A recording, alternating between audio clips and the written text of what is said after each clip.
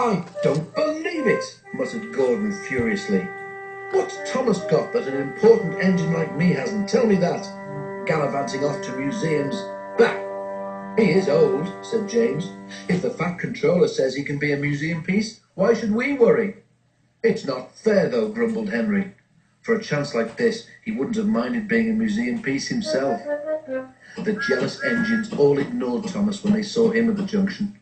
Thomas didn't care. He was too excited. "Why me?" Thomas asked Percy and Toby. "Fancy the National Railway Museum people at, where is it, York, wanting me to go there? They've never even seen me."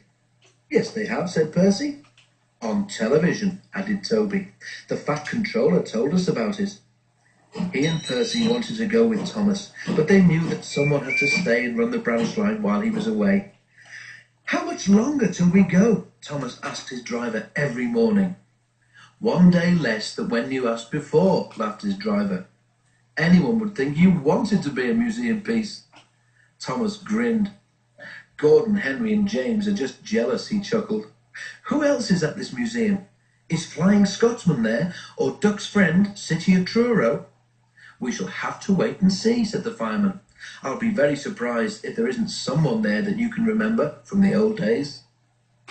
And that, of course, made Thomas more excited than ever.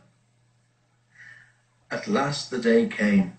A large crowd came to the junction to see Thomas off, and the Fat Controller was there too. "Goodbye, Thomas," he said.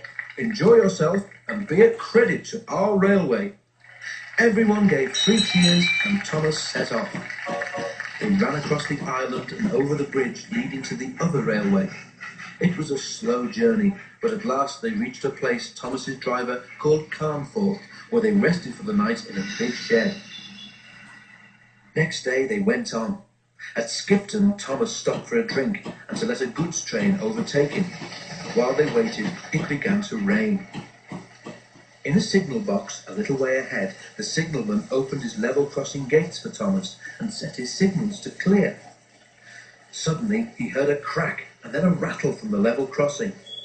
The lock on a gate had broken and the wind was swinging the gate across the rails. Steam appeared above the trees as Thomas drew near. "Wow!" exclaimed the signalman, and quickly resetting the signal to danger, he ran to mend the gate. Thomas had never felt happier. His fire was bright, and even the rain didn't depress him. They neared a signal. Its arm was up, showing that the line ahead was clear. Away we go, puffed Thomas happily. He was just passing the signal when he heard a clang as the signal arm fell to danger. "Whoa, Thomas!" cried the driver, and put the brakes hard on. "What?" Thomas began. But then he saw, just in front, a heavy level crossing gate swinging towards him across the line. The signalman tried to stop it, but the gate was wet and it slipped from his hand. "Oh!" groaned Thomas as he skidded along the rails. "Help! I must stop!" But the rain had made the rails slippery, and he couldn't. He slithered helplessly. He was still moving when he reached the level crossing. With a loud crack, the gate broke against his buffer beam. "Ouch!" said Thomas, and stopped. The signalman ran to his telephone and then directed Thomas into a siding where an inspector examined him. His buffer beam was bent and one of his buffers was broken.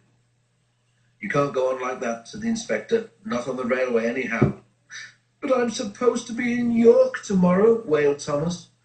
"I know that," said the inspector. "Never mind. Leave it to me, and I'll see what can be done." With that, Thomas had to be content.